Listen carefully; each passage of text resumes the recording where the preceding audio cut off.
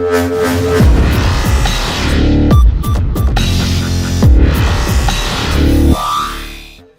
of things on the same day. And then after that, we work off the concepts that we want to cover each day. So I just want to go through those things and then stop me anytime. I'll provide some examples of what I mean by those concepts. If you want more information on that, I'll stop and talk as much as you want. But I'm just going to go through the different days a week that we have and how we put it together. Okay, first of all, we have 0 hour as well. We have it 4 days a week. We used to do it 5 days a week. This is the first semester that we've tried it 4 days a week. When I say try it, our ability to change, because for us it's voluntary. Okay, we don't have it as a credit yet. It's something we're working with our district to do, but we get anywhere from 60 to 70 kids in there every morning coming voluntarily. And then they are also enrolled in a strength class as well. So they may have 0 hour, and then they may have strength later that day as well. So, but it is voluntary for us at this time. We go from 6:30 to 7:10 a.m. Our workouts, the actual workout time for us never lasts more than 30 minutes. Even if we start talking later on about our block scheduling that we're on. We use the extra time for flexibility and stretching and warm up, but the actual lifting portion, none of our workouts ever go over 30 minutes. A big part of that's how quick our timer goes. Different people use different time. We're anywhere from 25 to 27 seconds as far as the lifting portion, and we only give them 7 or 8 seconds to rotate. So we're moving fast. We want to have the cardio element into it as well. Why we do 0 hour as well, we're on full block schedule. Okay, so the kids only have class every other day. So most they can have it in a week is 3 days.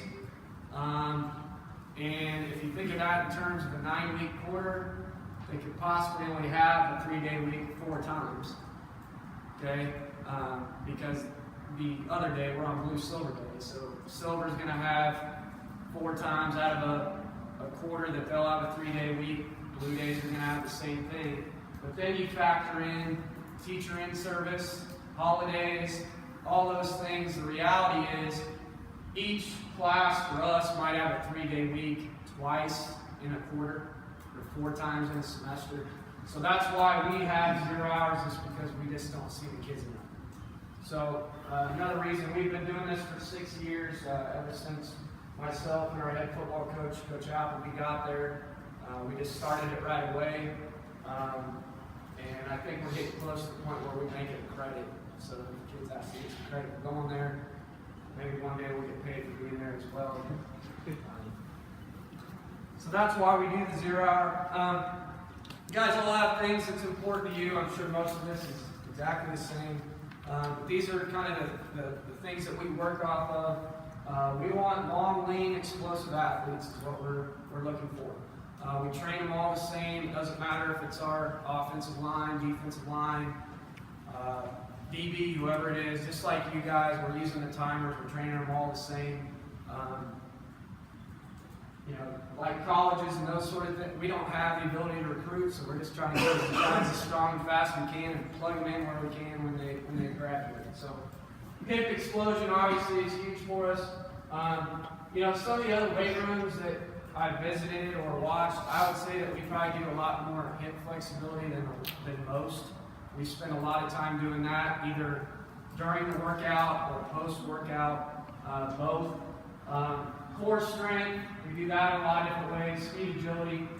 I made up a fancy term here yesterday, but functional muscle movement. I call it man strength with the kids. Okay, and those things incorporate a few different concepts for us. Kind of mental toughness stuff, but more than that, grip strength, kind of awkward body movements. So we have if you guys seen them, those tubs, those that are water filled with 2 handles. We'll do a lot of different things with those, whether it's lunges, we'll do seated press with those just because it's awkward. So we try to work a lot of that man strength stuff with our kids. We've done it a little bit in the past. We're doing it a lot right now because the reality is in our weight room, we had, football-wise, we had 23 seniors last year, and they all left. And our junior class isn't huge, so we've got a lot of going to be sophomores in there. So we're working our best to try to make those young kids a little bit older by doing some more of this stuff. They can only get, in my opinion, as strong as our workouts we're taking with the hang cleans and squats. They're going to progress with their max. We're going to go off our levels, and they're going to build that way. But I think this is a little something extra that we can do to maybe help them athletically on the field. And then the biggest thing, and you'll see it when I talk about the days here and how we put days together, is variation. We believe a lot in variation. We want to work the same areas, whether that's our hip explosion, whether that's shoulder and back development, whether that's core. We want to work it in a different way all the time. So we may only do work one movement a certain way once or twice in a month, and we'll do it differently the other 2 or 3 times in a month. Okay? An example of that, we're always going to do different types of rows. Okay?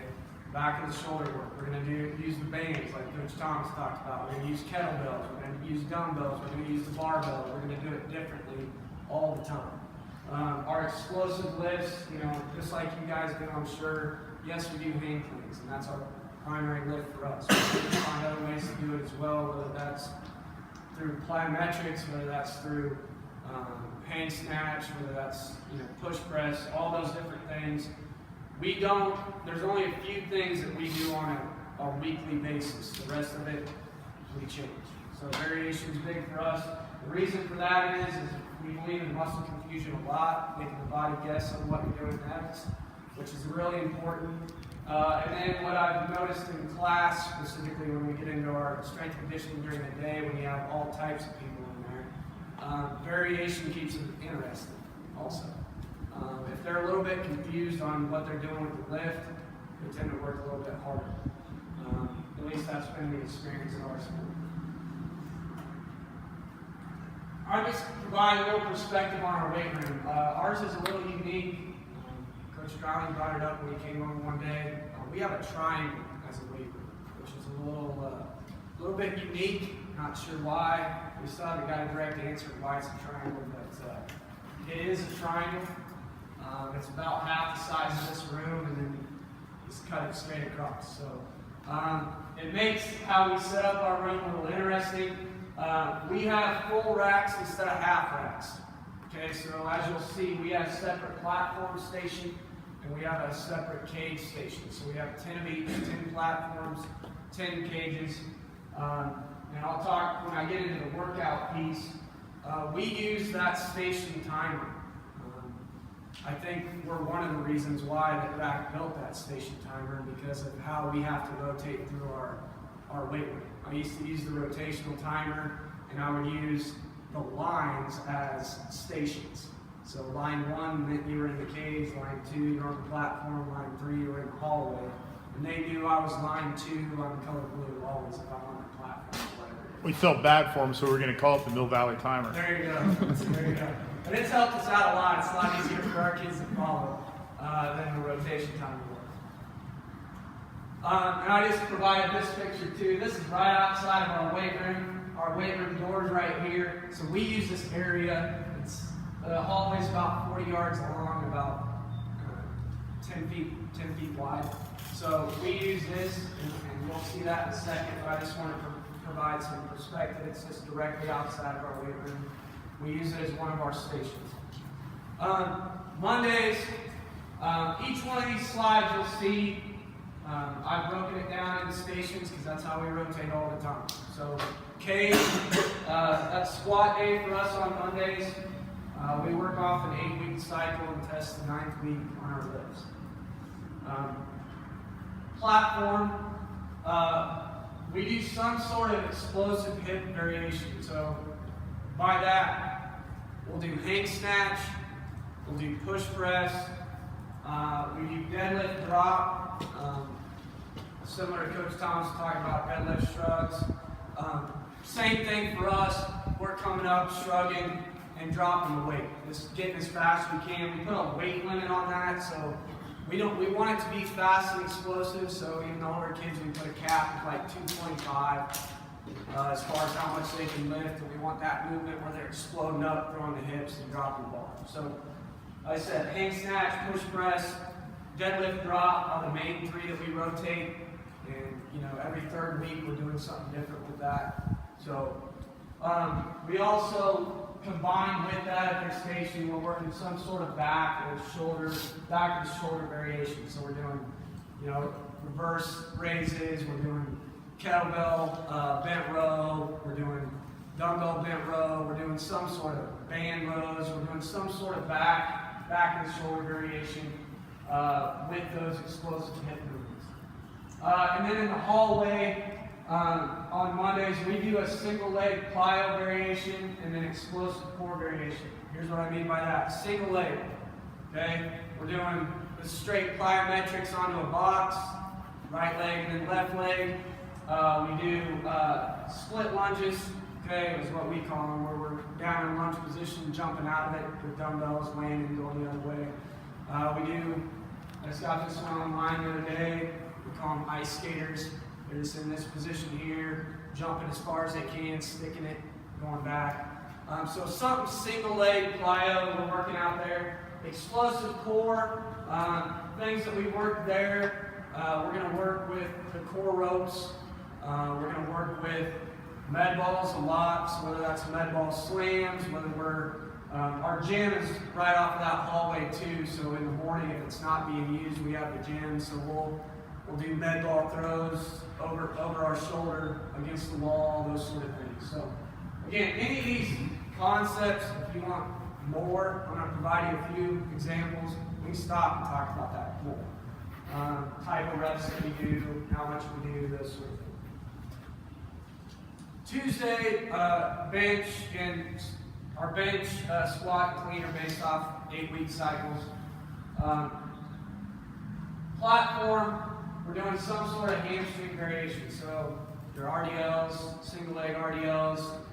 We'll do stuff where we're laying on the floor and we've got, I call them med ball hams. I don't know what the real term for it is. But you got one ankle up on the med ball, back flat on the floor, your other foot's off the ground, you're just throwing your hips up in the air, puts all the pressure on your hamstrings.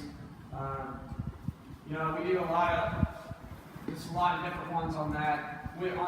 As far as how much we vary it, we're going to do RDLs, or we call them straight leg deadlifts. We do that every other week, so we'll do that twice a month, and then we supplement like single leg or whatever it is for the opposite week. Then we're doing some sort of core during that time as well.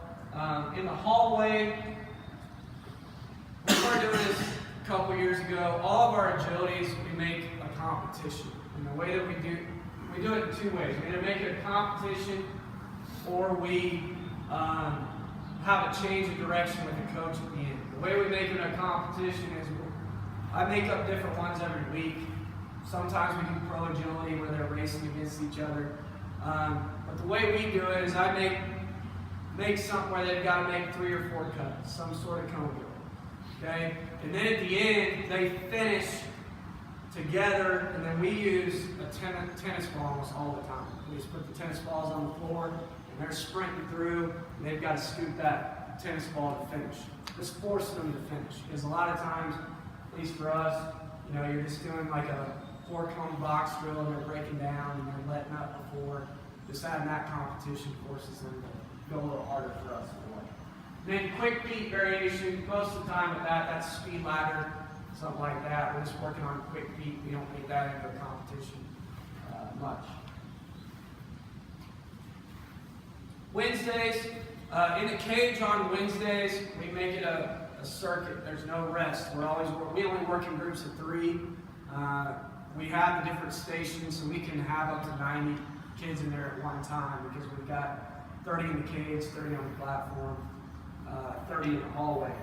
But on Wednesdays, The cage, there's no rest or spot station for us. There's 3 different things going on. Again, we're trying to work more back to the shoulder stuff. So things that we'll do shrugs, we'll do pull-ups, we'll do something called plyo pull-ups. We'll do grip strength stuff, which, your traditional plate holds. We'll put a towel up on the pull-up bar, just make them hold for 25 seconds for 4 sets or whatever. And then we're doing some sort of quick twitch, it's body weight. 2 main things that we do on that. We'll do line jumps, which we don't have lines by our cages, but they're just down here like this, back and forth. Imagine there's a line as fast as they can. We'll do like sets of 20. We'll also do tough jumps with that as well.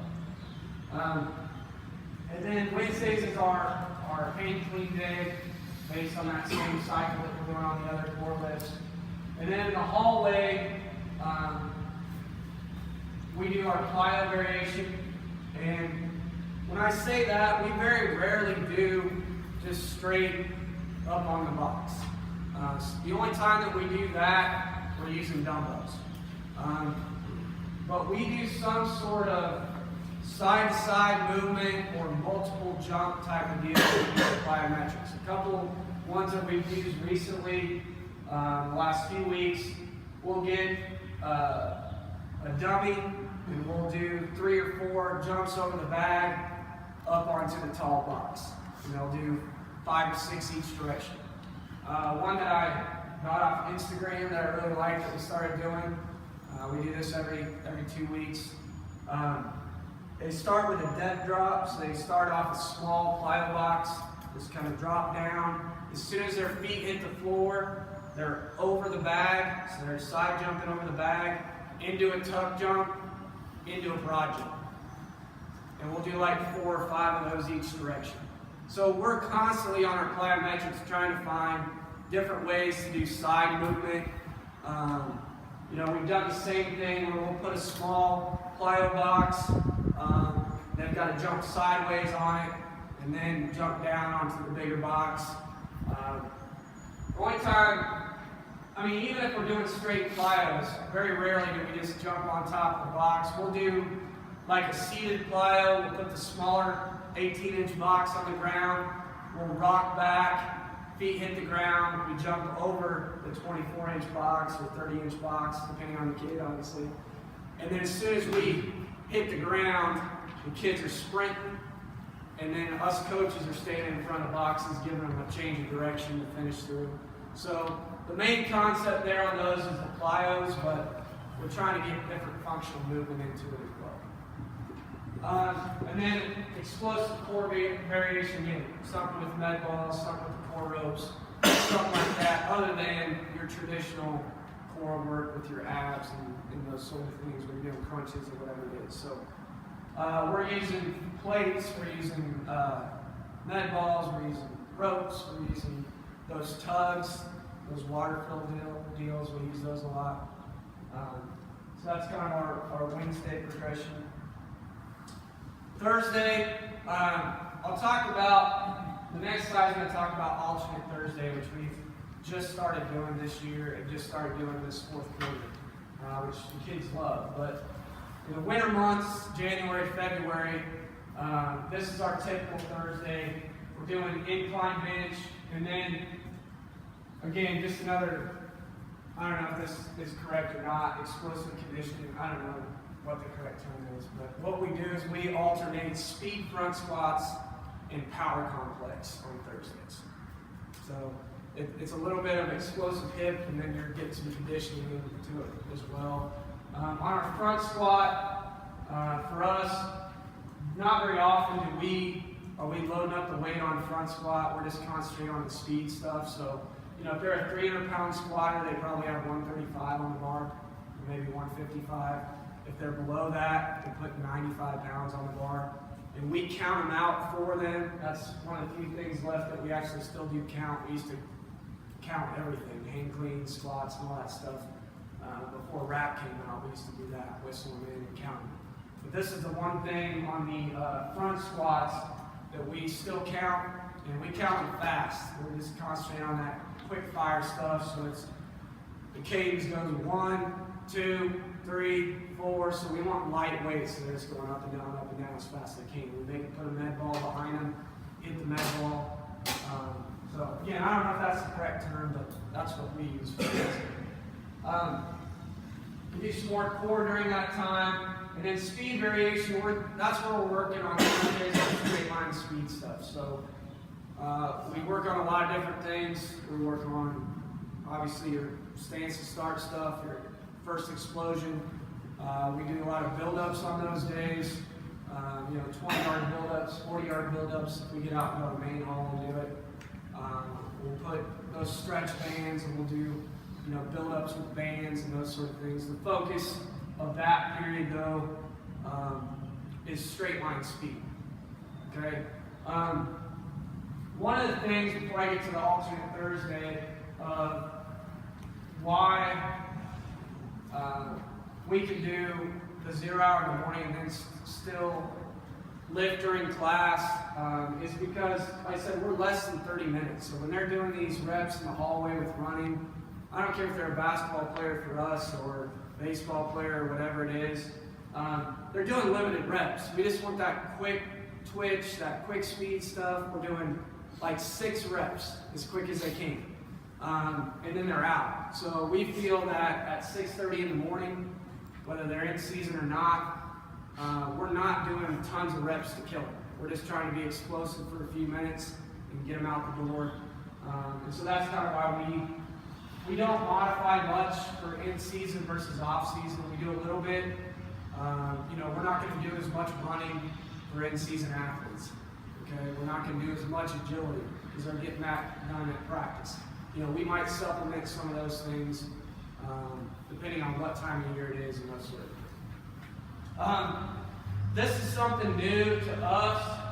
Our alternate Thursdays that we've just started. We've been doing it. This is our 3rd week this week doing it.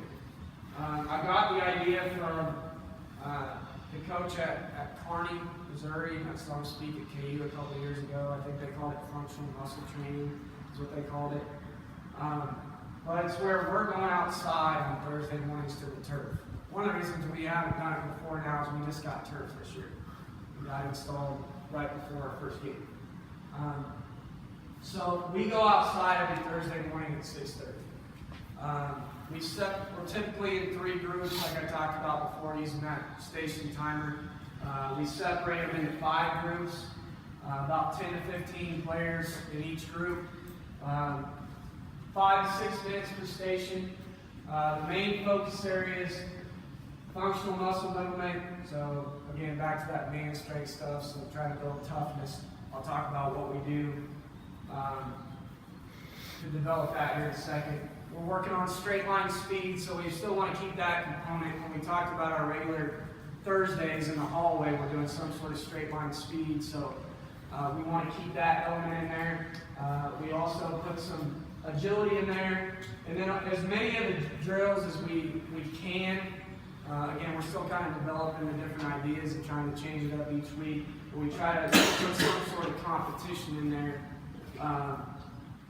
with as many drills as we can. I think the biggest thing, whether you played college football or not, I did it in high school as well. You have in your off season, coaches take you through that, we call it county fair when I was in high school. There's like 10 stations. They seem like they're 20 minutes long, and you're so dead where you're trying to do a agility drill and your legs, you can barely move.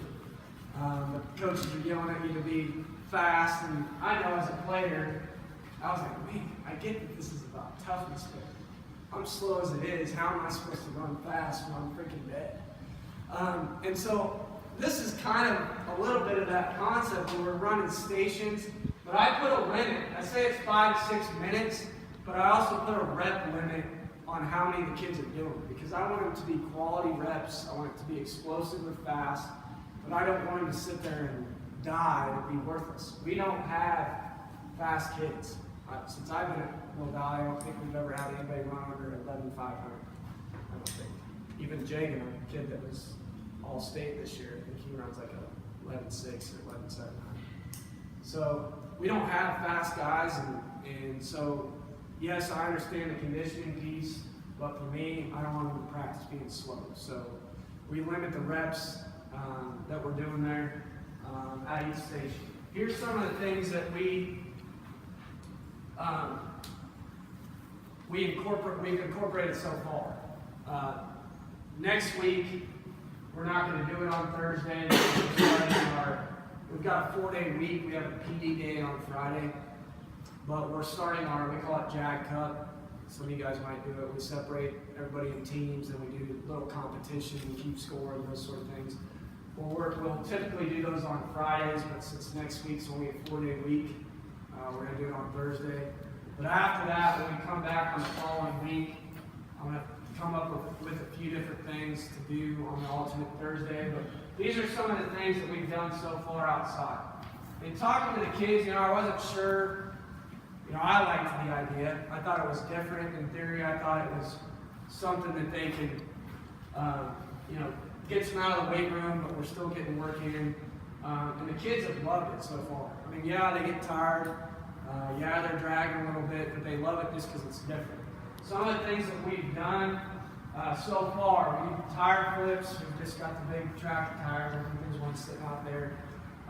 We've got 2 or 3 of those, so we'll put them in groups of 3 or 4 kids, and we'll do 2 or 3 competitions within that 5 minutes. They got to flip it to the 30 and back. Losers got to run, those sort of things.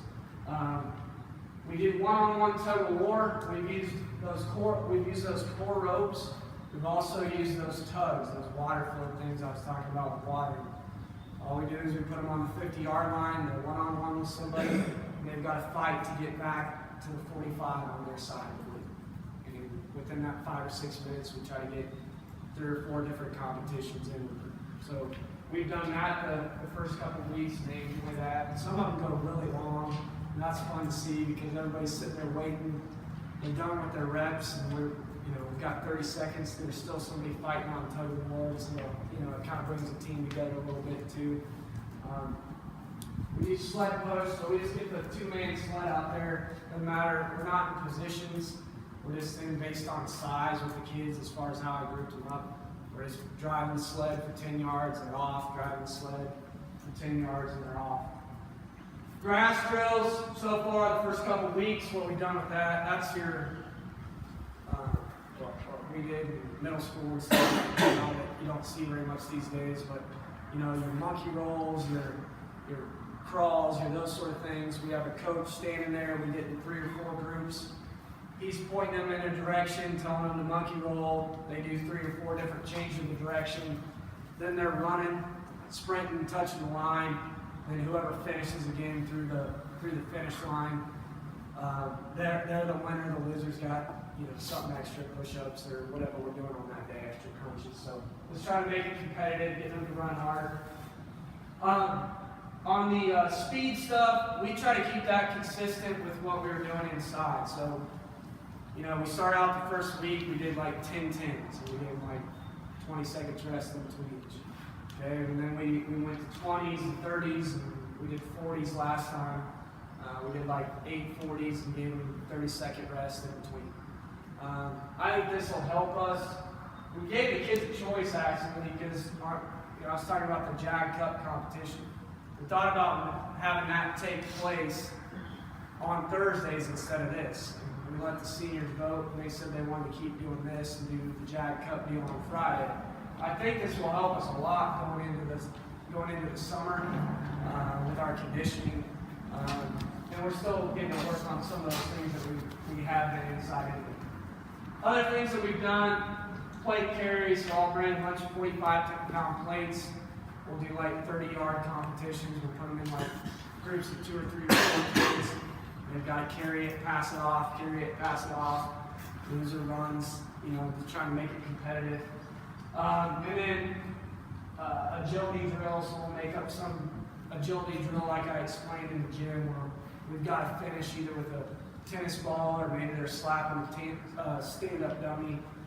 Whoever hits it first wins, those sort of things. So after we get back from the week after next, I'm going to try to add in some other things, look at some other stuff. We might do some walking lunges with those tugs that we have, maybe some different stuff with the tires.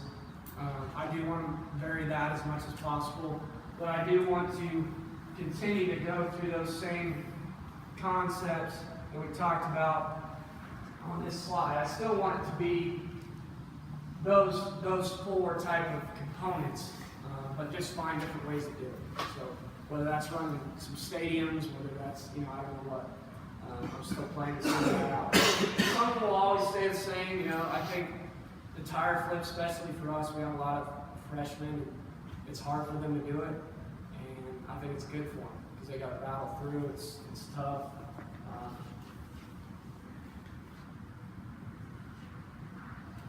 This is just kind of example. I went through all those things, but these are just the last 3 Thursdays that we've gone. Just how we set up the field. This is what I hand to the other coaches that, before they come out, so they know what they're doing. So you see, this was our very first day. We did grass drills, tens, tire flips, 2-man sled, tug of war with those tugs in the middle. So do you ask all your coaches to come to this day on Thursday? Yeah, well, we have like 6 coaches there every morning, volunteering their time. So it's nice. So we have like 3 guys that stay with our hallway or our gym station on the regular Monday, Tuesday, Wednesday. And we have 2 or 3 guys in the weight room as well. So it's been nice. And then, a couple of the coaches that don't normally come. Dan knows Mike Strack. He doesn't come often, 0 hour. But he starts coming because it's outside and it's different. So we've got a couple more guys that come to these alternate Thursdays, just because it's new.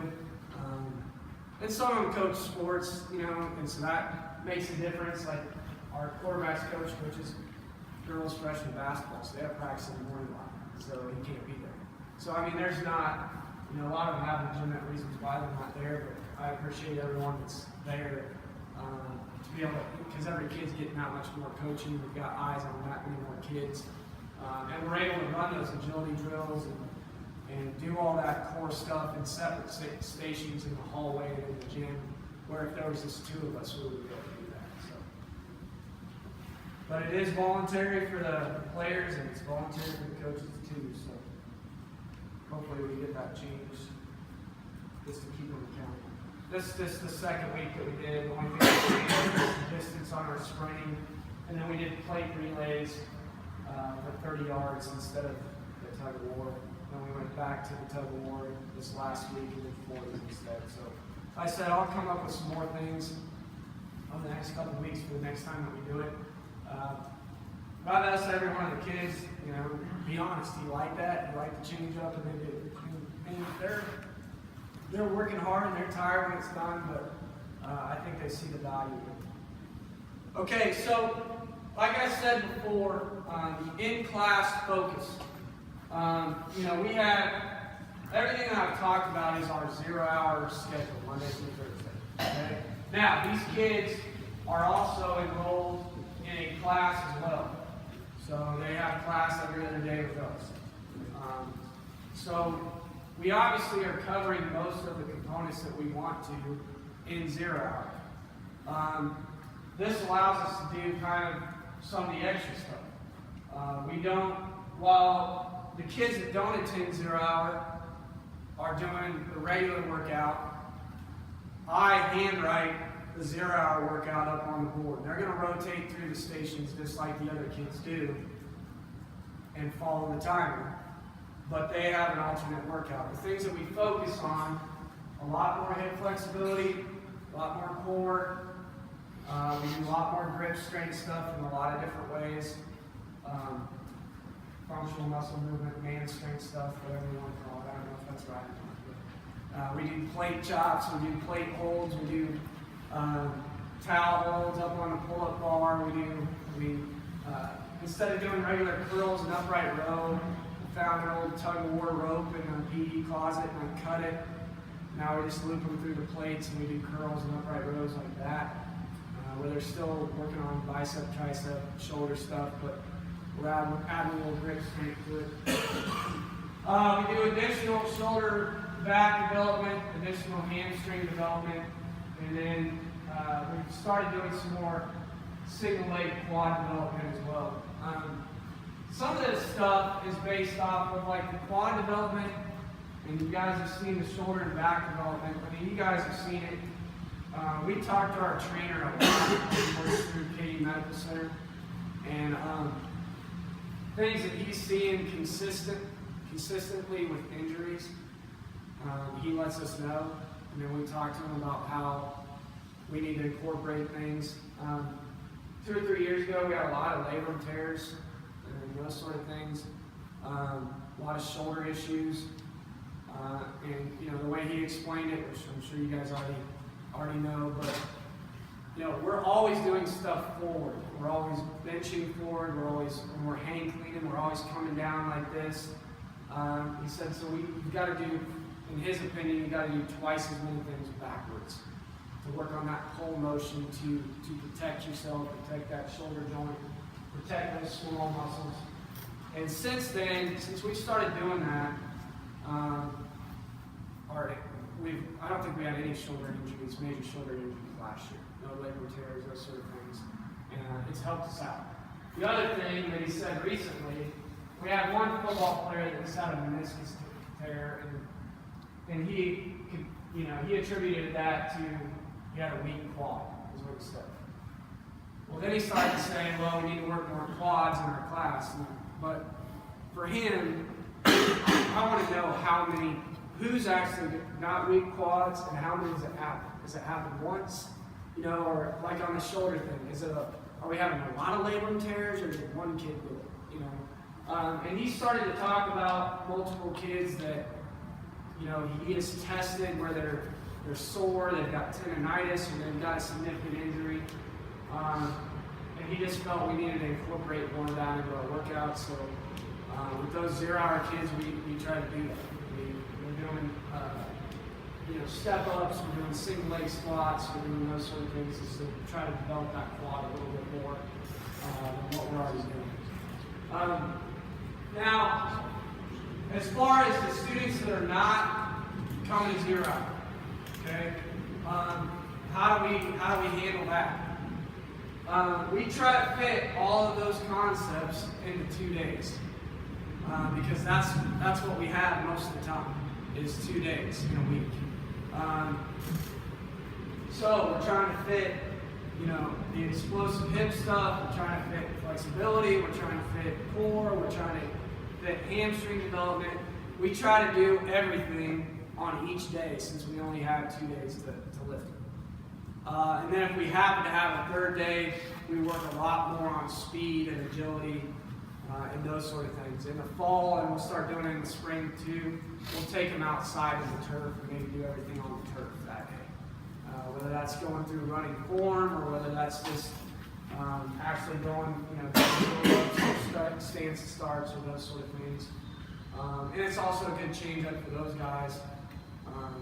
Even though they're not in the weight room as much, it's something different that they get to do. But that's the thing that sucks about full block schedule. If you're not, those kids that aren't doing the 0 hour with us in the morning are just behind. And that's just the truth. They're not, in my opinion, you can't lift 2 days a week and get where you need to be athletically. And so that's why we created it as a on a volunteer basis. Hopefully we get as a credit to reward those kids for coming. Right now they're just coming because they're good kids. And we get good attendance to that too. I mean, I do keep attendance on it every day, and I would say 85% of our kids are at 90% or above on their attendance. There's some that drop below, some that just drop off the map. One of the downfalls of 0 hour, for us football-wise, we lose a couple kids here and there because they don't want to wake up. So they figure if they don't go to 0 hour, they can't play football. Which we've never said that, but I think they also know that they're behind and they just end up weeding themselves out. So that's kind of a downfall to it.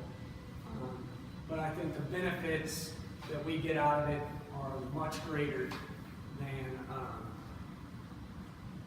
losing one kid. So, from from here, I'd love to talk more about anything that you guys want to, as far as any of those variations. I know I kept it pretty broad, but that's how I plan every week based off of that. This is what we're working on this day, and then I plug in the exercises from there. I guess one thing, as far as the sheet builder, which we started using a couple weeks ago,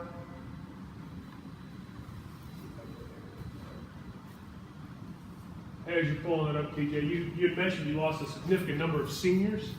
So are they no longer welcome to 0 hour? Or can they come if they want to? I mean, how do you guys do that? we tell them that if they're going to come, they have to be there every day. What's the They Wi-Fi? can't just pick and choose when they want to lift. We've never had seniors stick around on the side. So, so it Do you need yeah, internet? yeah. If you go to your